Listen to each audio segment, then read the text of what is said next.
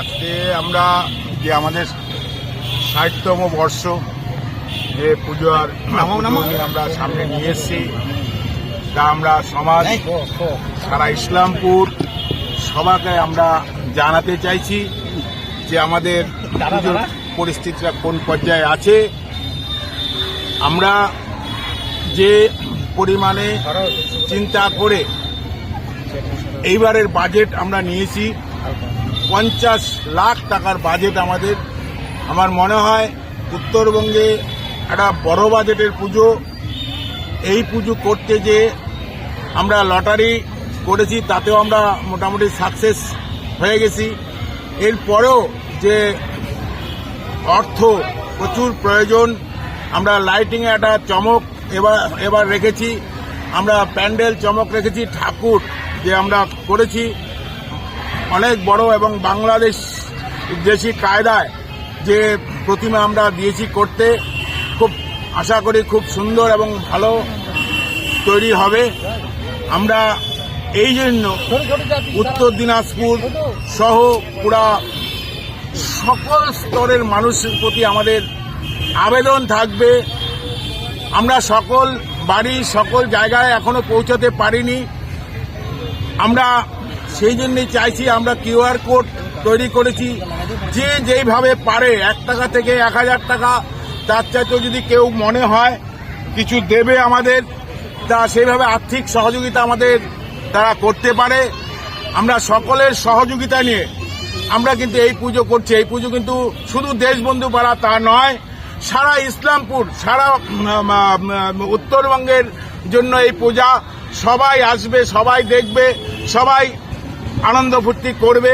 আমরা বারবার একটাই কথা যেটা আবার উল্লেখ করছি, সেটা হলো আর্থিকভাবে যদি কেউ সকলে সহযোগিতা করতে চায়, আমার 1 টাকা থেকে 1000 টাকা যে যেভাবে পারে আমাদের সহযোগিতাটা করুক, সবাইকে আমরা সেইটা যাচ্ছি। এছাড়াও আমরা যে ক্লাবে শুধু পুজোই করি তা নয়, আমরা কিন্তু সামাজিকভাবে প্রচুর কাজ করে থাকি। বিগত দিনেও আমরা ব্লাড ডোনেশন ক্যাম্প আমরা করেছি, এবারও আমরা ব্লাড ডোনেশন ক্যাম্প করব।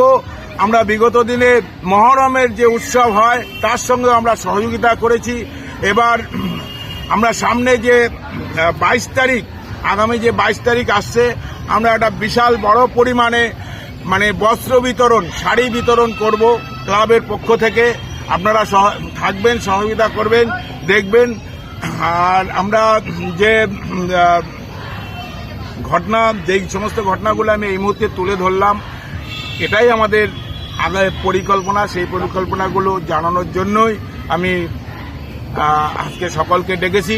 ধন্যবাদ সকল যারা এসছেন। আরেকটা বিষয় যেটা জিজ্ঞেস করবো, যে সেটা হচ্ছে, এ তো বললেন আপনারা যে একটা 50 লক্ষেরও বেশি টাকার বাজেট, আলোকসজ্জা রয়েছে, প্যান্ডেল রয়েছে রাম মন্দিরের আদলে, এবং আপনার আলোকসজ্জাতেও চমক দিচ্ছেন, সামাজিক কাজকর্ম রয়েছে। তো আপনারা তো এর আগে একটা ডোনেশন কুপন করেছেন, সেটা আপনারা বলছেন সাকসেসফুল, তারপরেও আপনারা মানুষের কাছে আবদার করছেন কেন, কি কারণে? দেখুন, ডোনেশন কুপন করেছি, সবাই আপনারা দেখেছেন, 50,000 টিকিট। 50,000 টিকিটে আমরা যে প্রাইজগুলো দিয়েছি স্ট্যান্ডার্ড, আমরা ওই ছোটোখাটো প্রাইজ দিয়ে করি না, আমরা পয়সাও নিয়েছি, মানুষকে জিনিসও দিয়েছি। এবার সম্পূর্ণ টাকা তো ওইখান থেকে উঠে আসে না, আর আর্থিক 50,000 টাকা তো ওইখান থেকে উঠে আসবে না, 50 লাখ টাকা উঠে আসবে না। যে আর বাকি টাকাটা আমরা কোথায় পাবো? আমরা কোথার থেকে নিচ্ছি? অ্যাড থেকে নিচ্ছি। অ্যাডে আমরা সহযোগিতা করার জন্য সবার কাছে, সব জায়গায় আমরা পৌঁছতে পারছি না, সেখান থেকে কিছু কালেকশন হবে।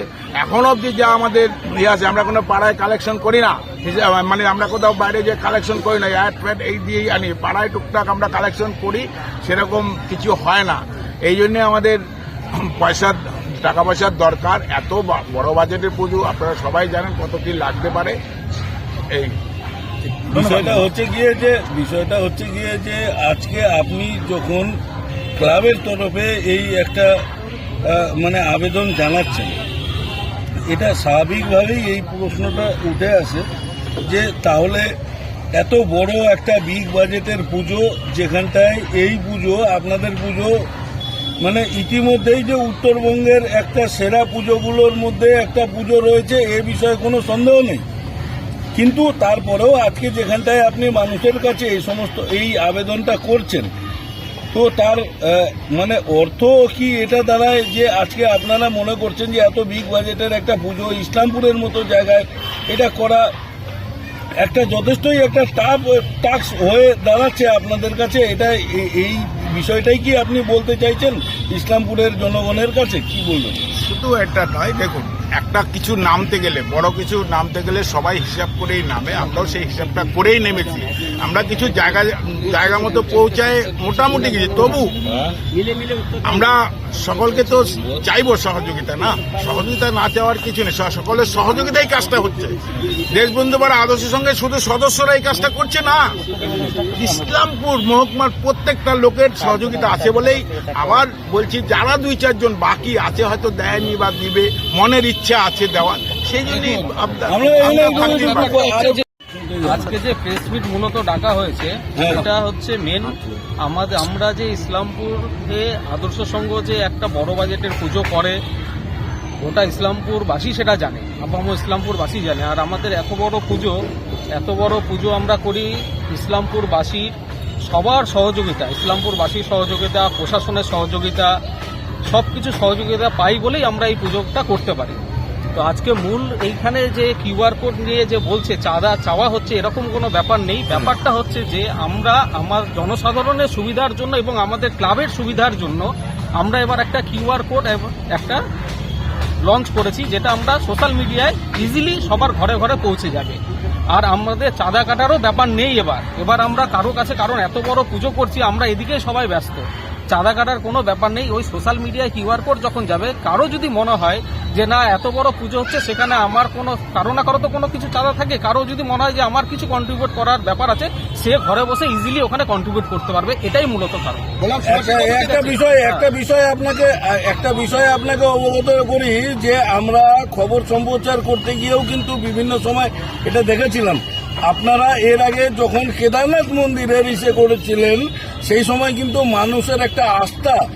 মানুষের আস্থা তারা কিন্তু আপনাদের এই পুজো মণ্ডপটাকেই কেদারনাথ মন্দির মনে করে তারা সেখানটায় যে দান, তাদের যে আস্থা অর্জিত যে দান, সেই দান কিন্তু তারা এখানটায় দিতে চেয়েছিলেন, ঠিক আছে? কিন্তু সেই ক্ষেত্রে কিন্তু তাদের সেই সময় হয়তো দেওয়ার কোনো উপায় ছিল না। এবং আজকে যেখানে আপনারা কিউআর কোডটা এখানটায় ব্যবস্থা করছেন, আমার মনে হয় যে সেই সমস্ত দানের যে সমস্ত মানুষ রয়েছে যারা এই মন্দিরকে দেখে যারা দান করতে চায় তাদের পক্ষে একটা সুবিধা করতে পারো। কারণ দেখুন এত বড় পুজো যখন সবাই বাইরের থেকে আসে, আমরা সবার কাছে পৌঁছাতে পারি না, তারা যখন এত বড় পুজো দেখে তখন তাদের মনে একটা হয় যে এত সুন্দর পুজো হচ্ছে, আমার কিছু কন্ট্রিবিউশন থাকুক।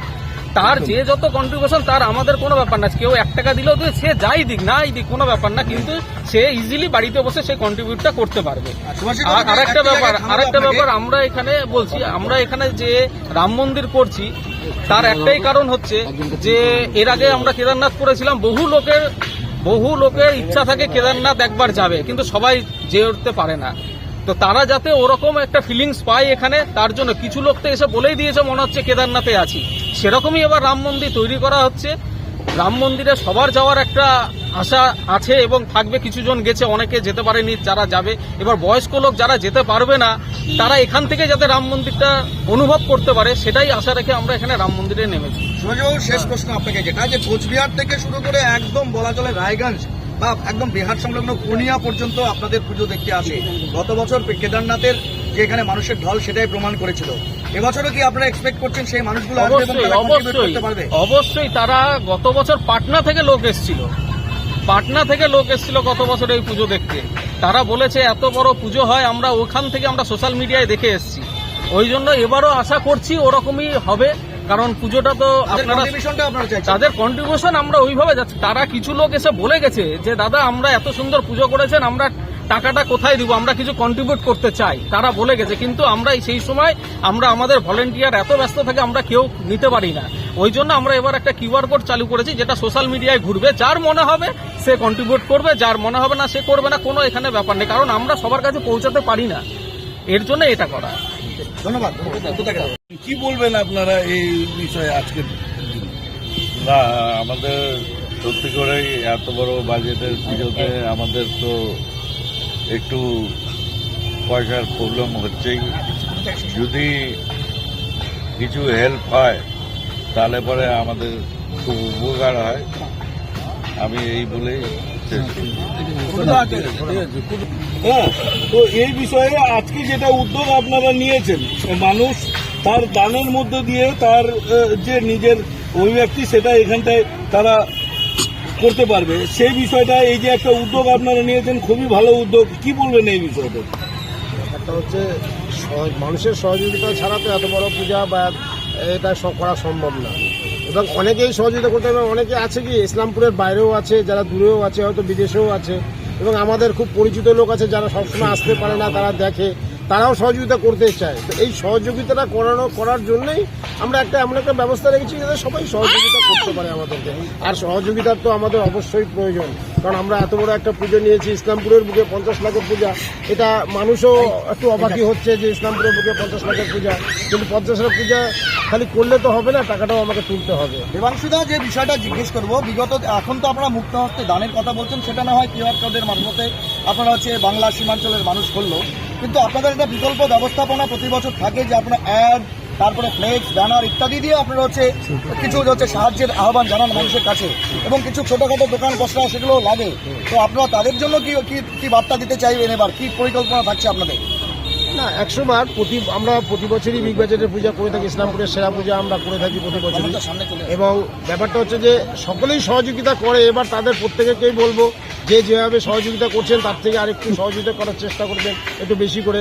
কারণ হচ্ছে যে আমরা এবার ব্যাপারটা কি হচ্ছে, কারোর কাছে আমরা চাঁদা হয়তো পৌঁছাতে পারবো না, কারণ আমরা এত কাজে ব্যস্ত যে কেউ আমরা লোকের কাছে পৌঁছাতে পারবো। হয়তো অনেকে আমাকে সাহায্য করতে চায়, তো সেই জন্যই কিউআর কোড করা। আর যারা দোকান অ্যাড থেকে নিয়ে অ্যাডের যারা দোকানদার আছেন বা যাদের কোনো সংস্থা আছে তাদেরকে আমাদের রিকোয়েস্ট করব, আপনারা আমাদেরকে অ্যাডে যতটা পারেন আমাদেরকে অ্যাড দিয়ে আমাদেরকে সহযোগিতা করবেন, কারণ আপনার এই ক্ষুদ্র সহযোগিতা আমাদের একটা বড় প্রচেষ্টাকে আমাদের সফল করবে। যারা ফ্লেক্স, ব্যানার বা স্টল লাগাতে যায় তাদের জন্য কি ব্যবস্থাপনা থাকবে? সেক্ষেত্রে কি আপনাদের সঙ্গে এসে যোগাযোগ করবে? হ্যাঁ, আপনারা ম্যান টু ম্যান হচ্ছে আপনারা হচ্ছে পার্সোনালি গিয়ে মিট করবেন? না, আপনারা পার্সোনালি যে আমরা আমাদের যতটুকু পরিচিতি আছে আমরা যাই, এবং অনেকে ফোন করলে যদি আমাদের সম্ভব হয় আমরা সেখানে পৌঁছই, এবং কেউ যদি ফোনের মাধ্যমেও যদি যোগাযোগ করে আমরা অবশ্যই তাদের সাথে যোগাযোগ করবো অ্যাডের ব্যাপারে। তো প্রত্যেকের সহযোগিতা আমাদের দরকার। আমি একটা শেষ প্রশ্ন একটুখানি সাধনদাকে করতে চাইবো। সাধনদা, আপনাকে আমি বলছি, বিষয়টা হচ্ছে গিয়ে যে ইসলামপুরে এই দুর্গা পূজা বা দুর্গোৎসবকে কেন্দ্র করে যত মানে লটারির যে আয়োজন করা হয় তার মধ্যে আপনারা এবছর একটা ইতিহাস সৃষ্টি করেছেন প্রথম থেকেই। হ্যাঁ, আমি আলাদা করে আর অন্য কোনো পার্টে যাচ্ছি না যে আপনাদেরকে দেখে কারা কি করলো কি না করলো সেগুলো বিষয়ে যাচ্ছি না, কিন্তু আপনারা এবছর একটা আমাদের মনে হয়েছে, মানে বিশেষত আমার মনে হয়েছে যে আপনারা একটা ইতিহাস সৃষ্টি করেছেন। তার কারণ ইসলামপুরের বুকে এত সংখ্যক লটারি টিকিট বিক্রি করে এতগুলো প্রাইজ দিয়ে 3-3টে গাড়ি আপনারা উপহার দিয়েছেন, 4 চাকা, নট এ সিঙ্গেল জোক, একদম পরিষ্কার ভাষায় যেটা বলা যায়, 2 চাকা নয় 4 চাকা আপনারা 3-3টে দিয়েছেন। এই যে একটা আপনাদের যে এই যে প্ল্যানিং, এই যে এতখানি কিসে, এবং প্রত্যেককে আপনারা ইতিমধ্যে আমার কাছে যে খবর রয়েছে প্রত্যেকে পুরস্কার পেয়ে গিয়েছে। আপনারা মানে আপনাদের লটারি খেলার মাধ্যমে যারা পুরস্কৃত হয়েছে তারা পুরস্কার পেয়ে গিয়েছে।